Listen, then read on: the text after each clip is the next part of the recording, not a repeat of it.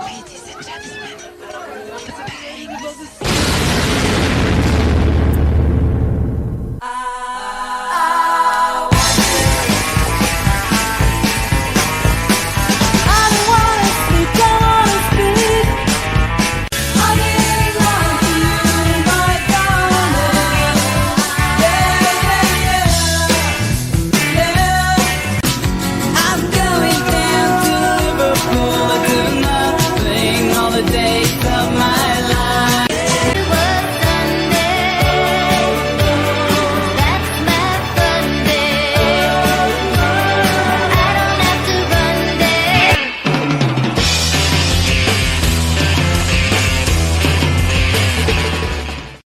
Welcome to the Bangles Funday Hour. I'm your host, Jamie, and I will be taking you through the Bangles and the music that came from the founding four members over the next hour. Now, the Bangles put out their first album in 1982. It was a self-titled EP with 5 songs on it, 4 that was written by the band and 1 that was a cover. This was 3 years before the Bangles would become well known. Not only did the EP become big locally in Los Angeles thanks to Rodney on the Rock playing it, even Dick Clark took notice from American Bandstand. Vicky and Debbie answers that question from the Cowsills about how did they get the attention that early without being well known from someone like Dick Clark. Did research on y'all, which I have never done before. Wasn't that fun? It was fun. Yeah. I got confused a lot, which I often do, and perhaps you will be able to clear some things up. So I would like to ask right off the top, I'm watching Bandstand, a Bandstand video on YouTube, and it's 1983, right? But your first major hit is 1986, is that right? 85, 86. So how do you end up on Bandstand without a major hit? Well, I think some of that is because we did have a label. We had we did on the EP, Debbie, didn't we do Real World on Bandstand? Yeah, we did. Yeah. So we had a record out, and how the actual backstage machinations occurred, I Copeland, really don't Clark, know. And emphasis on Clark, because I think actually Dick Clark was the kind of guy who really did like developing bands. I mean, he loved showcasing new and local bands and to the national audience. Who was the we you're referencing? We had a deal. We had a record out. Who's in the bang? What's the name of your, are you the Bangles by now? When you're on Bandstand. Who's in the band on Bandstand? Bands? Well, I don't know. The first time we did it, Annette was in it, right? Yeah, and Annette Zelinskas was on bass, and Susanna Huffs, and the three of you, Debbie and I. Yeah. Okay, Annette's the bass player. But we had an EP. This is Vicky talking. We had an EP out on the appropriately named Faulty Products, because the label did go under within about 6 months. So can I ask a question then? How do you signing with a name like that? Didn't that scare you right away? Excellent question. Well, I'm sort of perverse, so of course I liked it. And we were very young. We weren't, I mean, I don't think we were even thinking metaphorically at that point. Well, it was also, it was part of a very cunning plan by our manager, Miles Copeland, who also was connected with IRS Records. But we didn't want to sign with IRS Records because, that other all-girl band were on IRS Records.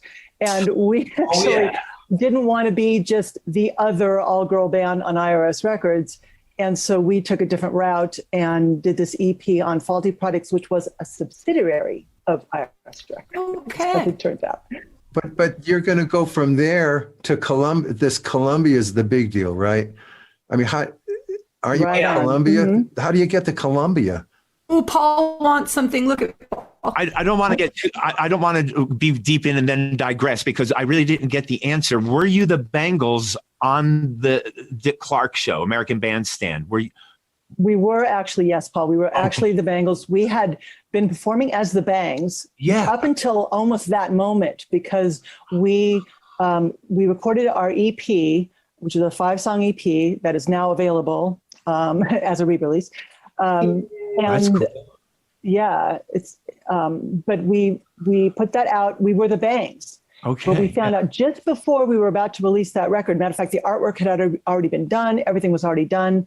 Our management got a letter from a band in New Jersey called the Bangs. Thanks. And they found out, oh, there's this band's getting some buzz in LA. They're signed to Miles Copeland. There's some money there.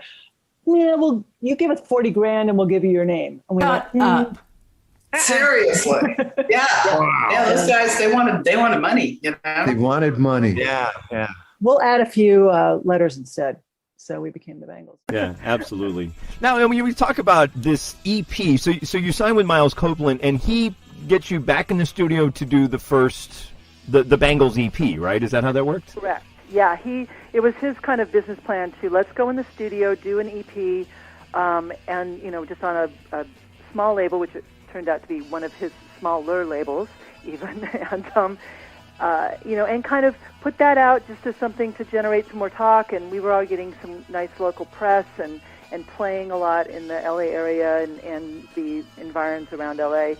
And it was just a way to kind of up our profile a little bit without going hat in hand with a demo to a label, which I never wanted to do and never did do, because it was not, it just never felt good to me. Right. So this way we were just putting out a record, celebrating it, people loved it, and it was a way to get some more attention, and it ultimately worked. We ended up signing with Columbia Records. In 1981, MTV debuted and changed music forever. Music videos were now the cool thing, and everybody was watching and talking about. All of a sudden, the biggest radio station in the world became the TV. With the new EP out, not only were the Bangles showing up on American Bandstand, they were launching their first music video in band history. A song written by Susanna and Vicky, The Real World, definitely has a 60s vibe to it. And here it is on the Bangles Sunday Funday Hour. Got to tell you, things are very hard to say, and you know that the words are there, my love. When I first saw you, didn't notice it that day. Now you're the one I'm thinking of. You never bring me down, make me sad, it's such a change, oh yeah.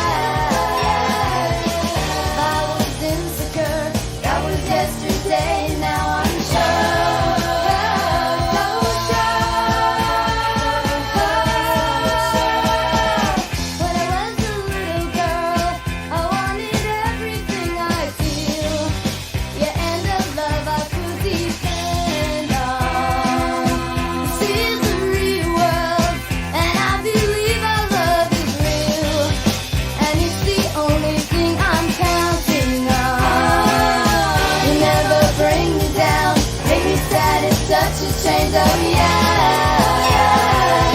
If I was insecure, that was yesterday, and now I'm sure.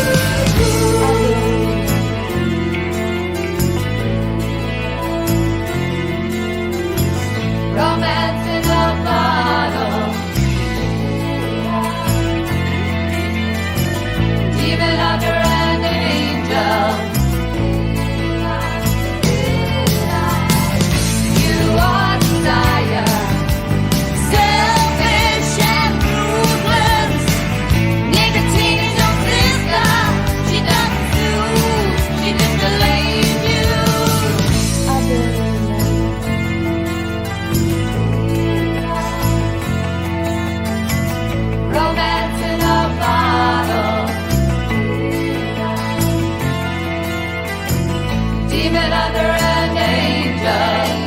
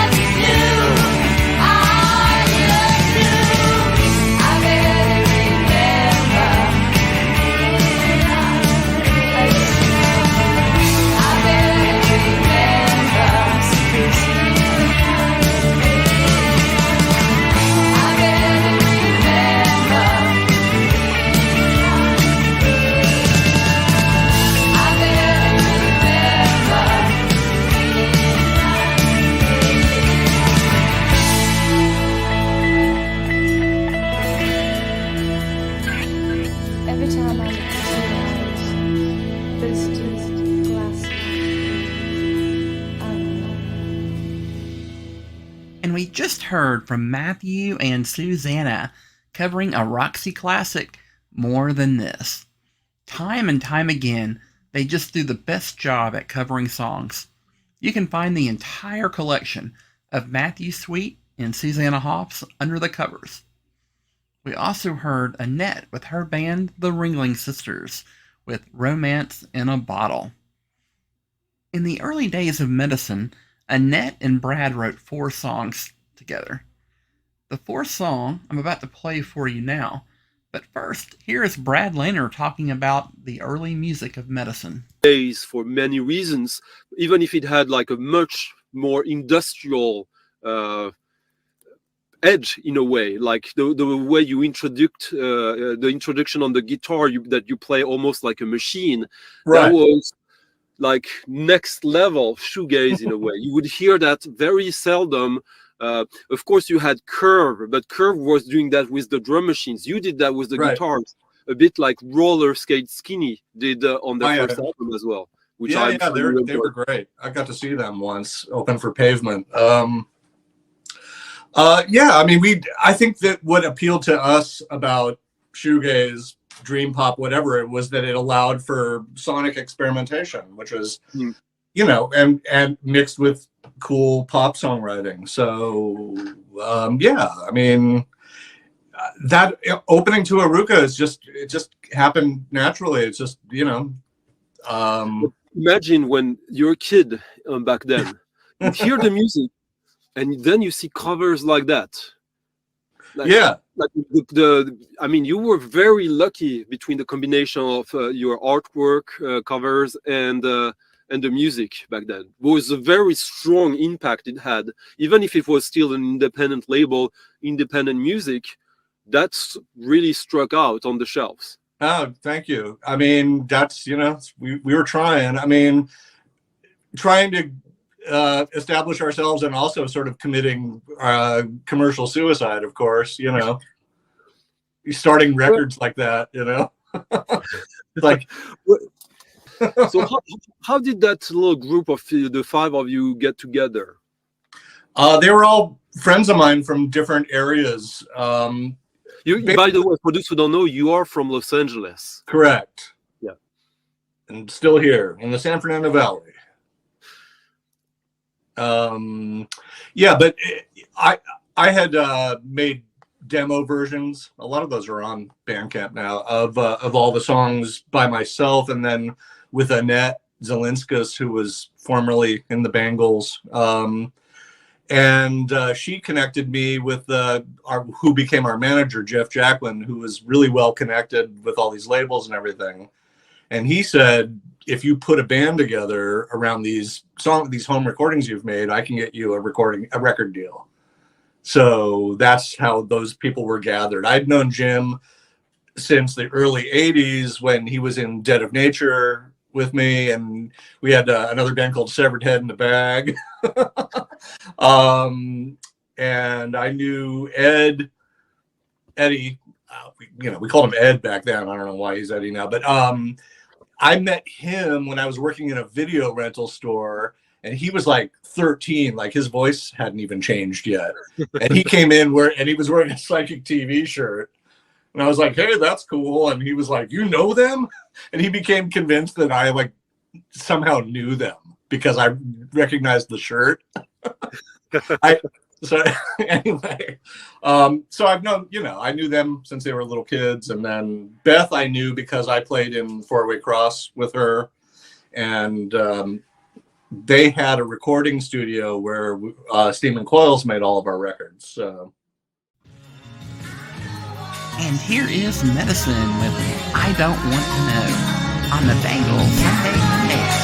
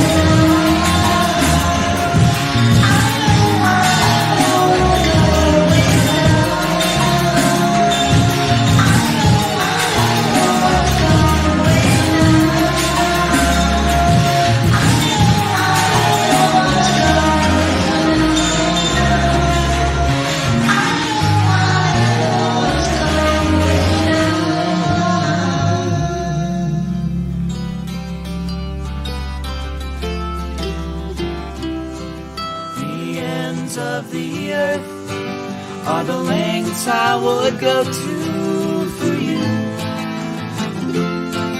For you and the weight of the world I lay upon my shoulders for you. For you, I'll do anything you ask me to.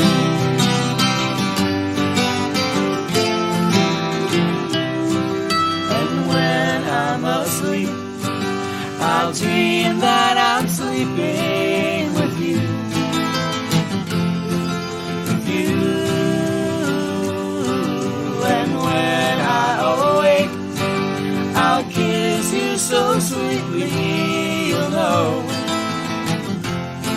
then it's true.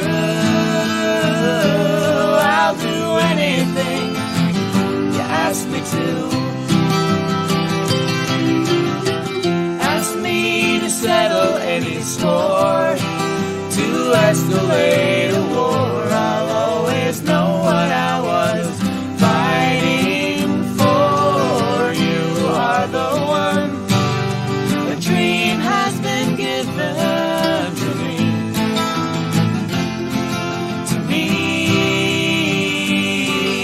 And nothing you ask will go against my nature, you see. It's easy, I'll do anything you ask of me.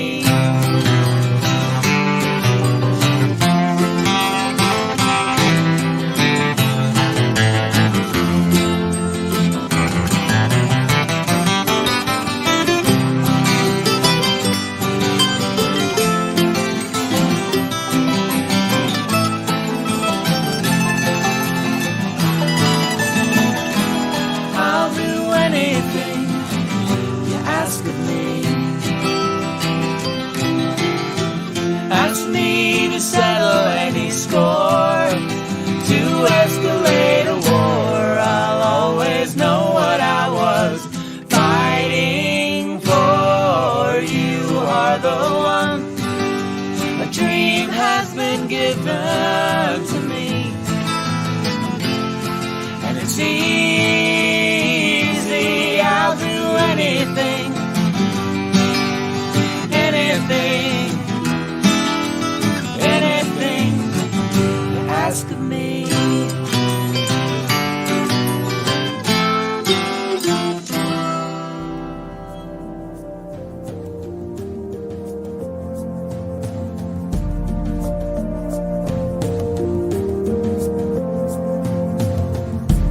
After all this time, I still want you. Every day I find I still want you. Oh, no one's given me what you've given me. You know me better than I know myself. Like you know everything I've ever felt. Oh, the more I see of life, the more I realize how much I still want you. There were times I could have lost my way,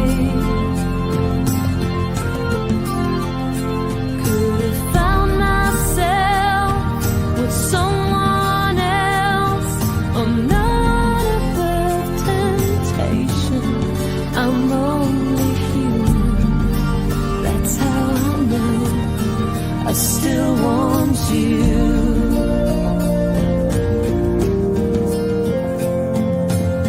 Some say it's over when you know too much. I say forever won't be long enough with you, holding on to me, my stability, a love I can't replace. It took time, but I learned from my mistake. Could have found myself with someone else. I'm not above temptation, I'm only human. That's how I know it's true. After all these years, I still want you.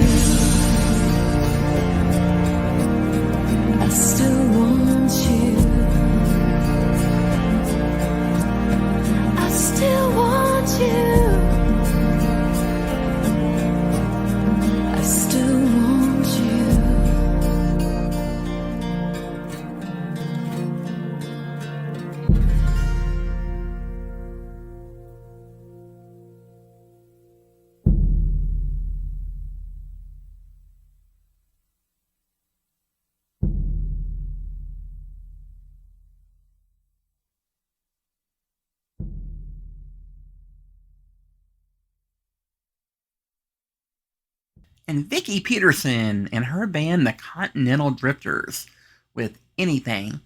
And we heard from her little sister, Debbie, and her band, Kindred Spirit, with I Still Want You. Those Peterson sisters sure can sing.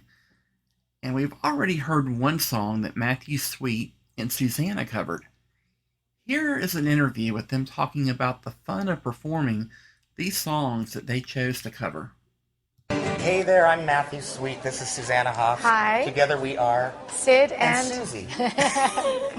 or Susie and Sid. And everybody seems to wonder what it's like down here. We recorded almost 40 songs, and there's 16 on the record, and then there's 10 bonus tracks on a deluxe iTunes version, and that has the Buzzcocks and and the Ramones More and all the that kind of new stuff wave on it. stuff, But yeah. it's just so hard to fit all the types of music, you know. Yeah. We don't really make a list ever. It's more like if one of us thinks of something, it's like, what about this? And Yeah. you're like, yeah, let's do it. And then we sort of do that right then. Because we record at my house, it's really fast and It's easy. Sort easy, of whatever yeah. we think of, we can just make a track for and go after it. In a way, we cover records as much as songs, where we love that record, and we don't want to throw away what we think is cool, but we sound different enough that, you know, it sounds like us no matter what we do. So we really do, like she says, we honor it. We're Yeah. like worshipers of records, you know, fans. Is this burning an eternal flame? Eternal Flame's been covered a lot of times, and there was a girl band from out of England called Atomic Kitten that had like a big smash hit with it over there, and it's just like the most flattering thing in the world, you know. If we get to the 90s, I'd like to do some Matthew Sweet stuff. But we'll have already done some Susanna Bangle stuff in Well, the 80s. yes, we will have, but maybe. I'll have to sing, though, Yeah, you see, that's unfortunately. the thing. We'll do the gender bending thing. It's like I'm singing Maggie May on this record, so And Matthew Bella will Blues. sing. Yeah, Matthew will sing songs that I sing, and I'll sing We need songs to that find he some sings. girlier songs for me to sing, so I can Yeah. go like you're doing off the... Oh, I like That was it. a really See, girly we've got a concept. We could go volume 3 and 4. Every time I think about back home, it's cool and breezy. This is our anti-rock star sort of phase. Yeah, that we're playing these acoustic shows, and we're very not together, and we sort of talk to the audience and everything, and it's very embarrassing. But Last that's night, part of it, sort of. Yeah, you know? last night I thought we played a song that we hadn't played yet. That's where it's I sort missed of so like many I felt like chords I last night. It's showed up crazy. in my pajamas or something. It's never as bad as you think. Like when you're on stage and you think you're having your worst Really? time ever, it's never that, you know, no one else cares ever. Not Everyone fair. forgives us now. Yeah, they Because forgive we're us a so lot. old and we've been around so long. They help us along. Yeah. Thank I God really people used it. still want to come see live music. I mean, here we are in a very sort of old school setting here with a vintage And in cigarette a weird way, machine. because the music industry is sort of destroyed by the internet, it's way more fun for us. Like all the weird Like, pressure and everything's kind of we don't exploded. care anymore. We just do. We kind don't of have fun to things. worry. Yeah, Well, we do, but we try not we to. try to keep it doing that. And here is Sid and Sue with another one from their Under the Covers collection, Baby Blue, right here on the Bengal Sunday Funday Hour. Guess I got what I deserve. Kept you waiting there too long, my love. All that time without a word.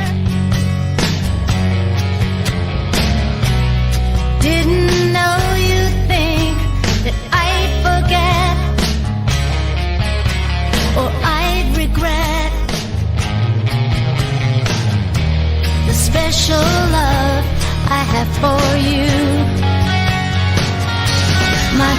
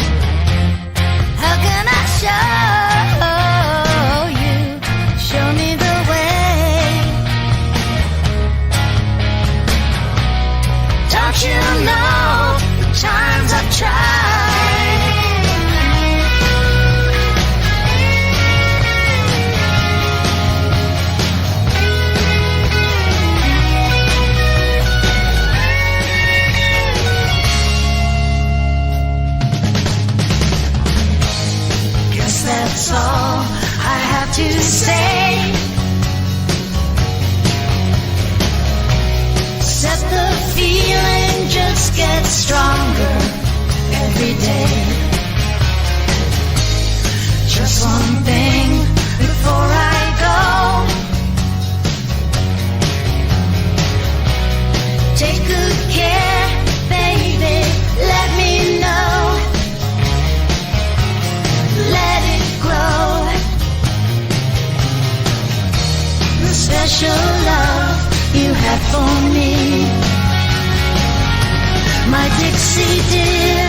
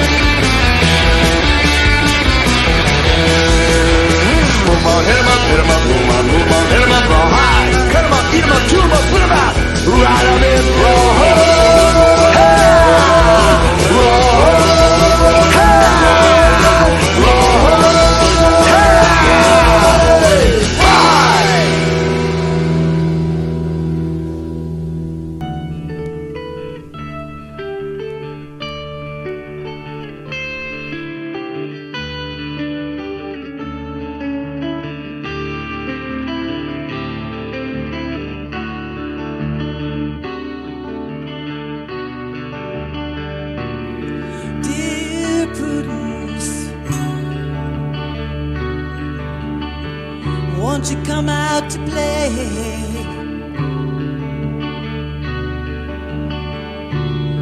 Dear Prudence,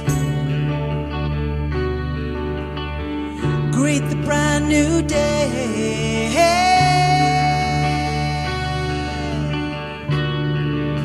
The sun is up, the sky's blue, it's beautiful, so are you, dear Prudence. Won't you come out to play?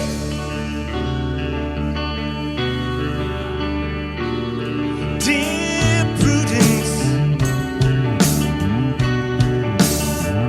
open up your eyes. Dear Prudence, see the sunny sky.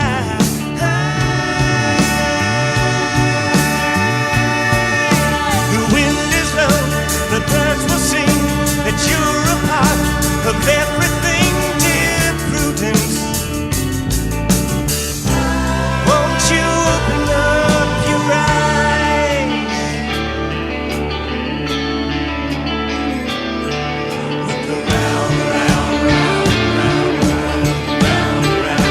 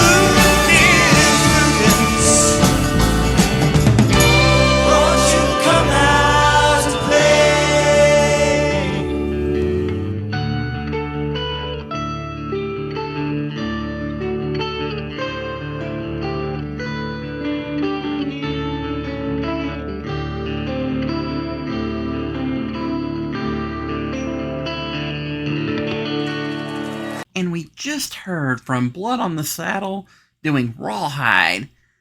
And then Vicky, John, and Bill of Action Skull singing Dear Prudence. Next, we have a Blood in the Saddle song called Be My Pretty Baby. But first, Greg Davis tells us how he and Annette came up with the idea for the band and how Johnny Cash inspired them. I was in Hollywood in the early '81, and I hadn't been in that apartment very long before I had company, and that Zelenskis and I we would discuss musical ideas. We would analyze what X and Gun Club and the Blasters and all these bands, Social D, all these bands we liked, and how in the hell were we gonna get something together that would complement what they did, but not imitate them. And it wasn't easy. And so what her and I would do would be we would go to all the record stores in Hollywood and in West LA or around in the Los Angeles area and strip mine the folk music section and take them back to my apartment and listen to them and think, okay, we can do this song, or let's take a melody from this song and then write our own words to it and say we wrote it and pass it off as a Blood on the Saddle song or something like this. And I was aware that the Cramps would strip mine these kind of degenerate psychobilly, proto-psychobilly songs from the South and then turn them into their own music. And Gun Club was obviously strip mine. You know, we knew other musicians were doing the same thing. They were strip mining American music to see what they could learn from it and see what they could use from it. And her and I did the same thing. We did exactly the same thing.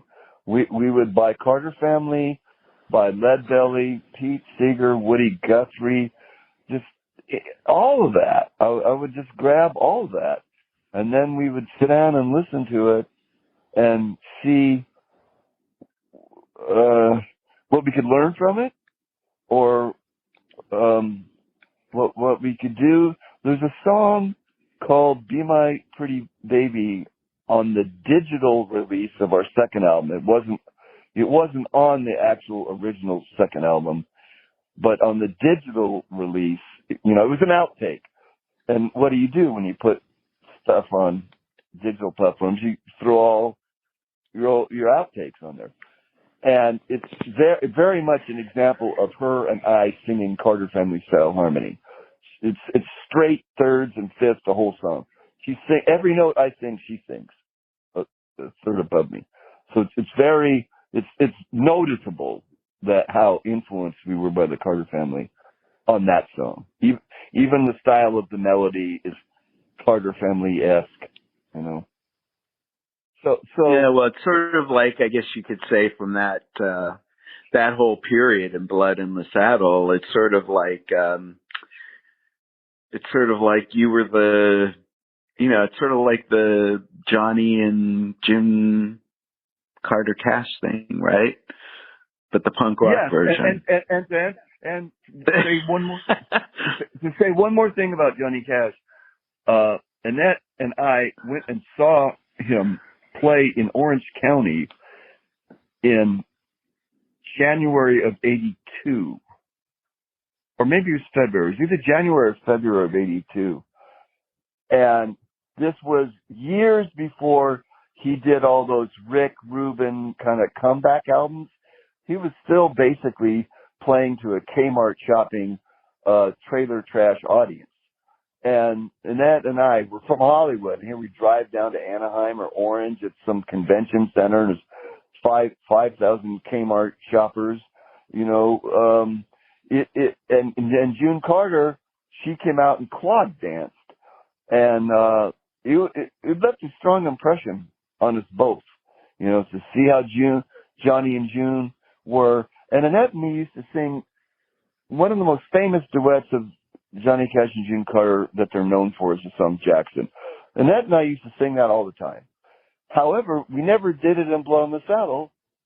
I can't remember why. I don't know why. We kind of wanted to do our own take on that kind of thing. So we tried to write songs like that and not actually do that song.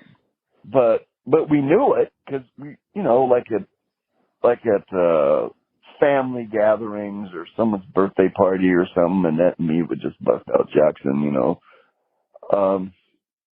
So yes, obviously, Johnny Cash, the beat, the rhythm in his songs influenced Blood on the Saddle. Punk rock musicians were familiar with those prison albums he did, the Outlaw themes, obviously that influenced Social Distortion.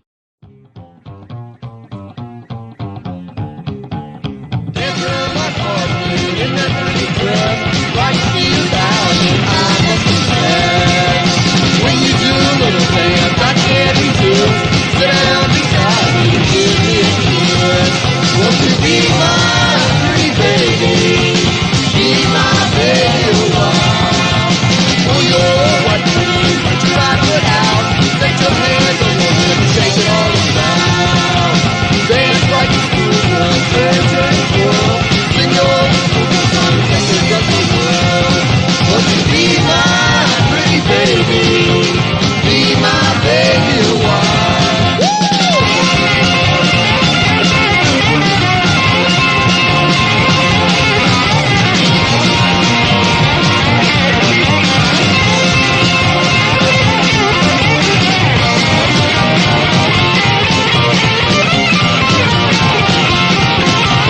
Wiggle and jiggle, shimmy and shake, twist and tremble, all I can take.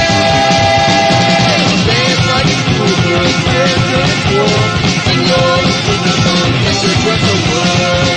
Won't you be my pretty baby?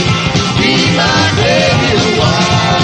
Won't you be my pretty baby? Be my baby a while.